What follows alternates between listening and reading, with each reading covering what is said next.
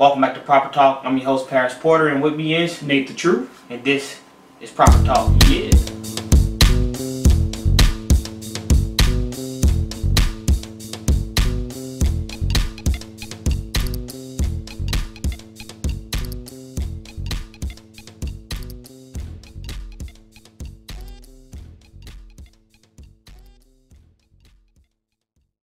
Welcome back to Proper Talk. And Nate, what's today's hot topics, man? So today, hot topics, we're going to be discussing the NFL preseason, also too the NBA all season and how it's shaping up. But first, since it's the NFL season, it's Madden season. Oh yeah. So what about you that? know, man, to be honest with you, I haven't really messed with Madden like in the past 2 seasons. I played it and everything, but I think EA is getting a little lazy. They getting a little late. Well, I think You know? you stopped playing after I killed you.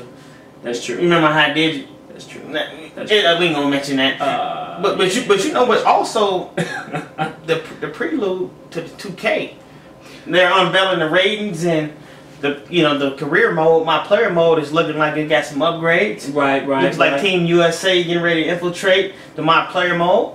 Speaking of 2K, see, that's what I'm talking about. If EA loses its license and then allow 2K to make football games again like they did in the past, I'm telling you, man, I don't know. It'd be 2K. I think Madden stepped it up this year. You know? I think EA have stepped it up. Where is it? You know what I'm saying? You know, EA try to catch up with 2K with that my player creation, following, so hey, I think it's gonna work. Okay. It's gonna work. Okay, but that 2K, that new 2K, y'all, that NBA 2K, man, that looking. Man, you see the trailer to that? We got a couple weeks before that thing come out. Dude, now I'm ready for that. You might catch us on the next episode, just getting a little game in, y'all seen in the beginning, something like that, trying to redeem myself from that slaughter I took from Madden anyway, but let's get things moving. Oh yeah. So first we want to discuss again NFL preseason. Yeah. And what we really want to tap into is Jameis Winston and how he's been developing and looking. He's looking good. So this is a question I want to have for you.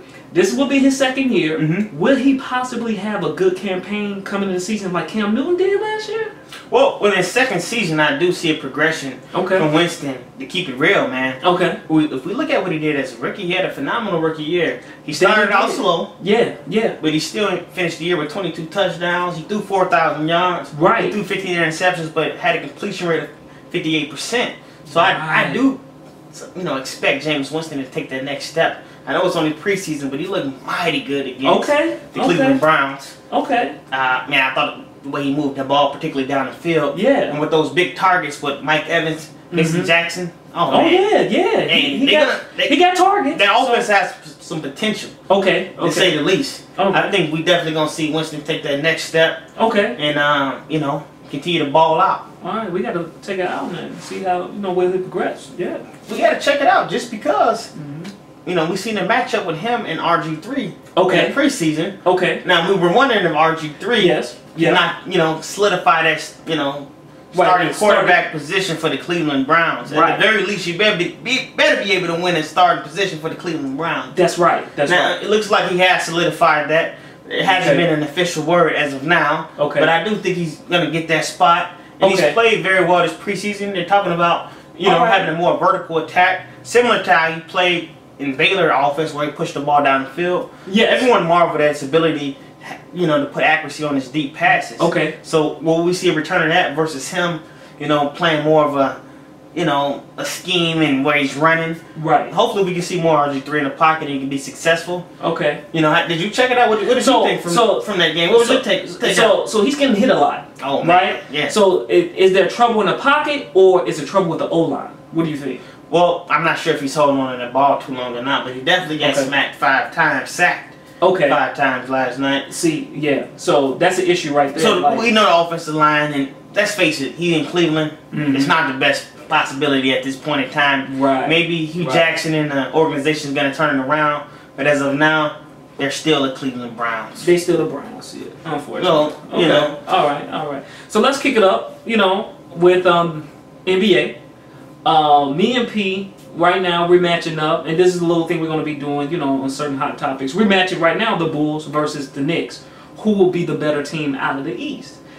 And the reason why we're doing this is because Derrick Rose did make a comment that they are kind of like a super team, in a sense. And a lot of people laughing at it, but if you really look at it, I can see his arguments, but at the same time, I don't know. I I don't think they probably will have a better squad like the Bulls. So, on your take on that, what makes the Knicks the lookout or the sleeper team coming in this season? Well, I don't think the Knicks are a sleeper team. Okay. Now, if we're looking at their prospects of what they can accomplish if everything comes together, I think they can be a team that can possibly win 50 games.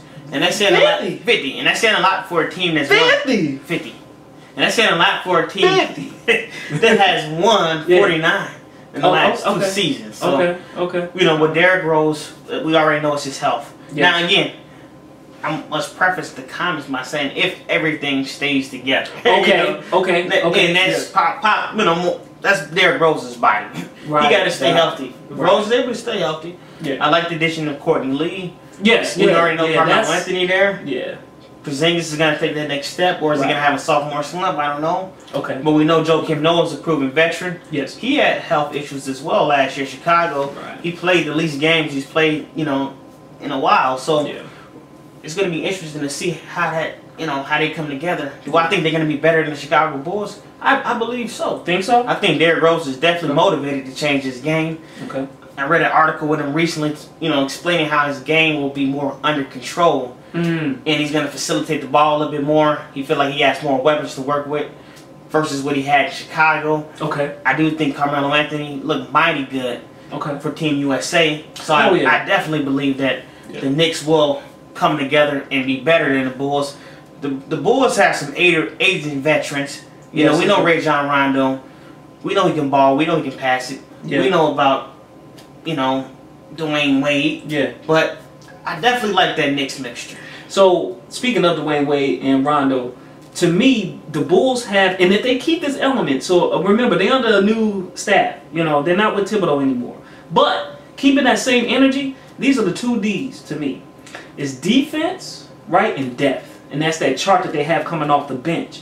That's what makes me kind of looking at the Bulls. And listen, I know it's a whole new league, and you know the threes is more than twos. Part of the game in terms of how it looks. But I'm thinking like the Bulls maintain that energy where they can stop players from making those shots or stop them in transition, getting back and making those buckets. And with the depth that they have with the young players, with Portis and and others that's coming up and stepping up, that young Bull squad from the bench. But then that veteran leadership guiding them, hey man. And that's why I'm hesitant on Chicago Bulls, just because I don't see where the perimeter scoring is going to come from. I understand. I know Jimmy Butler has improved his perimeter scoring. He did. He has a pull-up jumper. We know he can spot up and hit some threes. But Dwayne Wade, Rajon Rondo, I don't see these guys being able to make enough jump shots. In the NBA, where you're going to see more and more teams copy that Golden State model and continue to jack threes. So I don't see where the perimeter scoring is going to come from. At least with the Knicks, we know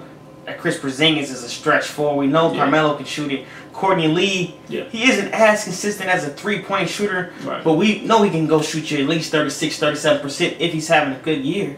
So, I think these guys are going to be motivated to want to compete in the East. Let's face it, when is the last time the Knicks competed in the East? I know, and this will be their come to glory, and also too, this will look good for Phil Jackson as it would. And with the Bulls, again, I got so much respect for Rondo, Wade. We know those guys ball. We know they're gonna come put their hard hat on.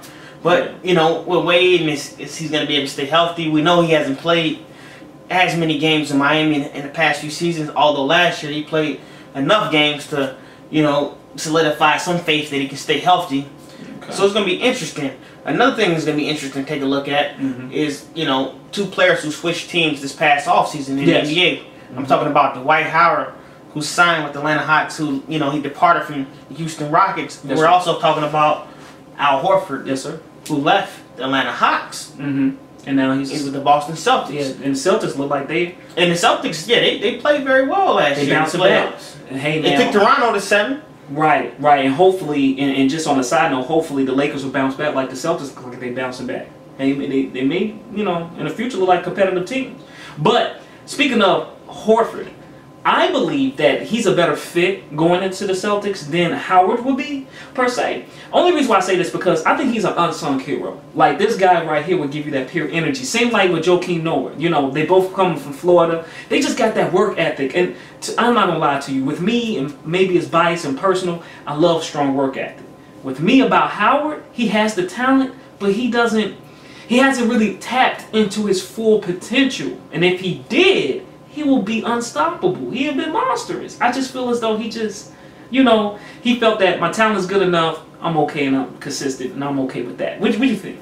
Well, I like Al Horford going to the Boston Celtics, particularly, you know, I think they play selfless brand of basketball. I think he's going to be fit right in playing either stretch 4 to 5. He can knock down shots from the perimeter. He's going to set screens for Isaiah Thomas. He's going to play his role. He's a great, solid, you know, team player, a glue guy.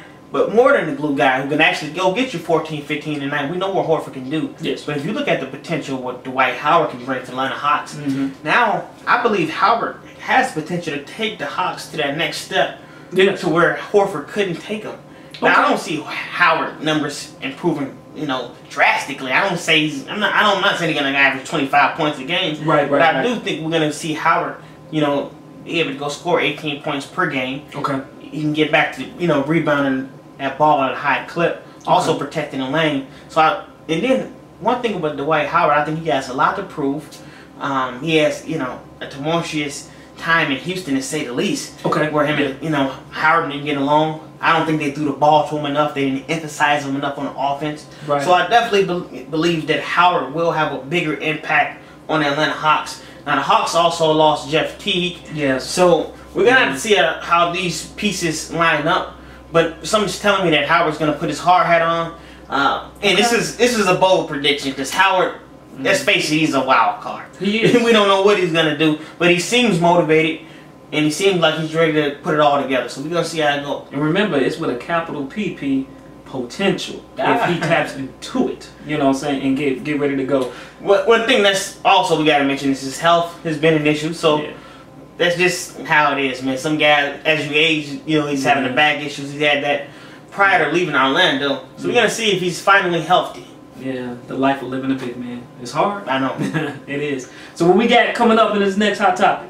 We're getting ready to let them know the dangers of family, friends in your career. I read an interesting article published by Monday Morning Quarterback where they talked about players. It was a former agent. He talked about players and family members and how that dynamic can make a player lose his way and his focus on his career. So we're gonna jump into more money, more problems coming up here. So it's like the game within the game. The game within the game. All right. We see y'all guys back in 60.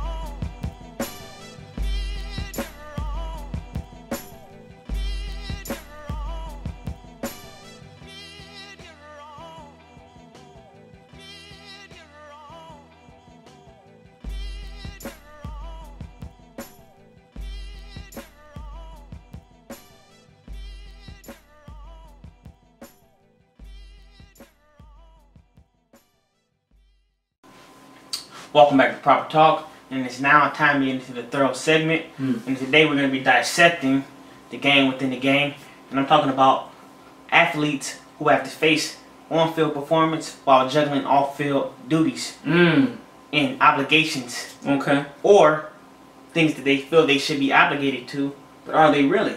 And what I'm talking about is very interesting. I read an article that was published by the Monday Morning Quarterback. And it sparked, you know, this thing within me that you know, I wanted to pose this question to the audience. And you too, my brother. All right. What obligation do an athlete have to friends, family, etc. once he makes it big? Okay. Does he hold an obligation to come back, give back? Okay. Help them get out of their situations if they're good or bad. What do you think? Okay, so for you guys to follow along what we're saying, it's almost like the HBO show Ballers or that Star show Survivor's Remorse. So if you guys tune in and watch that, this is primarily that. So to begin off, what I feel about it, see, here's the thing. So we're talking about, you know, what is owed, what is due, and I guess some feel as though what is promised to them. Okay, so we're looking at accolades or things that you went out and worked hard for, sacrificed time, you know, dedicated your body in eating a particular way, right? So these are things that you put into when you may have family members that's out there, and we joked about it earlier how you say, hey man, remember I gave you those rides to the gym every morning? You know, you owe me something, right? Right. It's almost like your family members have already put a price tag on you, right? We're talking about the system. We talk about even the league, how they treating players like cattle. But hold on. You know, hold fast. It's almost like your family members are looking at you the same way, like your steak. Exactly. Understand? So let's dig deep into that. Like, what is said in this article here? Well, one of the more interesting points I found was he talked about Trent Richardson. We all know who was what they're calling now a draft day bust from Alabama, who has not been able to stick on teams. He was one of the highest running backs selected in the draft in recent years. And he detailed, I believe, on the E60 ESPN interview, losing approximately $1.6 million of his money in a 10-month stretch between January and October 2015. And that caught my eye. I said, wow. And during that time, he was actually paid bills from mortgages, you know, car notes, etc. And he had 10 people living in his home at the time. 10 people, man? He had 10 people living in his home at the time. Come on, man. When people say, how come he hasn't performed on field to a certain extent? I'm not saying you can blame it all on that. But did those off-field distractions contribute to 10 people in your house? Come on, man. I mean, let's say you got your regular job. And also... you got to feed them? Yeah. And another thing that caught my eye, too, is this guy, Andrew Brandt, who wrote the article, was an agent. And he was also a front office exec, so he's seen both sides. He gave tales. You should really. We're gonna put a link in the description box to this article. You can check it out. But he also described, you know, when he was a front office exec, you know, players having, you know, family members, friends living with them once they're drafted. You know, proving to be distractions for players. He also detailed what I really thought was interesting. Was when he was an agent, you know, brothers, sisters asking him for money, you know, so, you know, that caught my eye.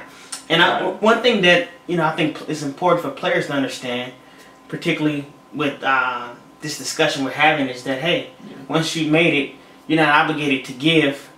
You know, it's probably more conducive to invest. Right, and most definitely. So here's the thing. So, first of all, you have a player that's first coming into the league, right?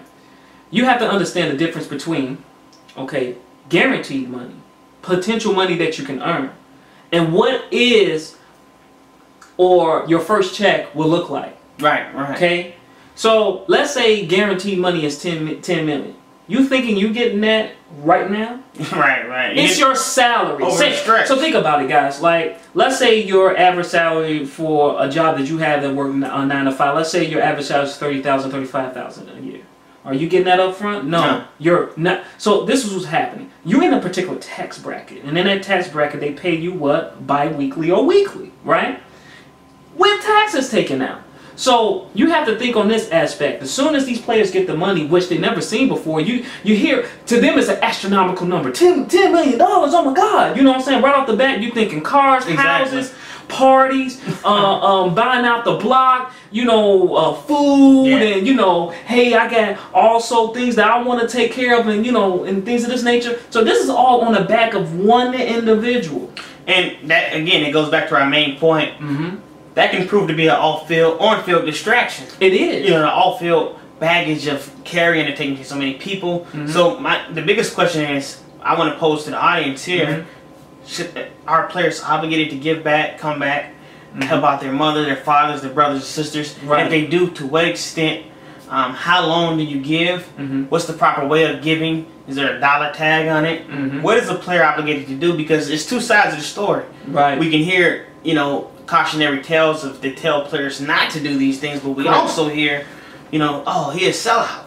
You know, oh, he came and gave back. Oh, what he doing since he got his money? So it's a fine line that players are walking, and you know, attempting to do the right thing and wanting people to share in their wealth with them. And it also took me to another article I read, which was Kobe Bryant. And he wrote a letter to his 17-year-old self. But the more and more I read the article a few times, then I finally understood. Oh, he's not writing this letter to his 17-year-old self at age 37.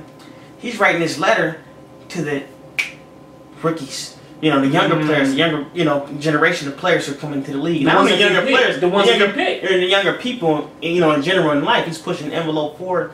I thought it was interesting on how he wrote this letter, and he was, I thought essentially he was teaching people, hey, it's okay to say no, you know, and he was teaching more of an invest type mode versus give. One of the quotes I pulled up from the article, he says, "I'm writing you now so that you can begin a process immediately, and so that you don't have to deal with the hurt and the struggle of weaning them off the addiction that you facilitated. The addiction only leads to anger, resentment, jealousy from everyone involved, including yourself." You know, and I thought that was, you know, that resonated deeply within me. We know that, you know, it's well documented the problems he's had with his parents when I'm speaking of Kobe Bryant. So I do believe he was writing that to the youth and the generations to come and let them know, hey, I made a lot of money. I helped take care of my people. But hey, you guys may not be as fortunate to make as much money, and you got to do a better job of taking care of your money. So I thought that was very influential, and it was a good piece. Right. And you know what I noticed already off the bat, P? This is, and like we said before getting into this piece, this really is like a game before the game, right? So could this affect performance? Could this also affect the player's potential to show talent? Because we got a lot of guys out here that really are, you know, great stars and athletes. It's just that if you weigh on your head, man, you know, if I don't perform well, you know, will such and such eat? Will they still accept me as family? Or even vice versa, when I do perform well, and I'm enjoying the fruits of my labor, I don't have to work as hard. Exactly. So it's two sides to that. Right. It's like that ESPN piece, 30 for 30 broke, right? Yeah. You're talking about players who are pretty much the breadwinners for other families.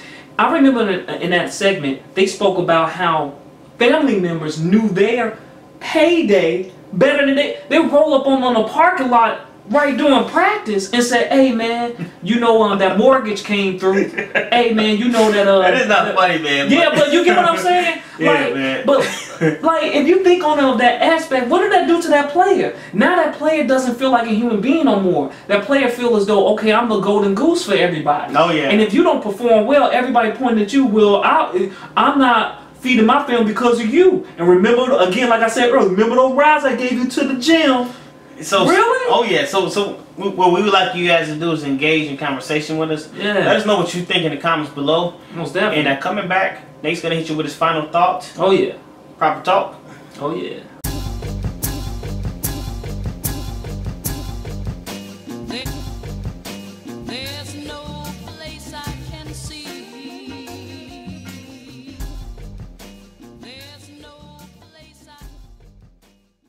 Welcome back to Proper Talk, and it's the Politics as Usual segment. Nate's gonna hit you with his final thoughts.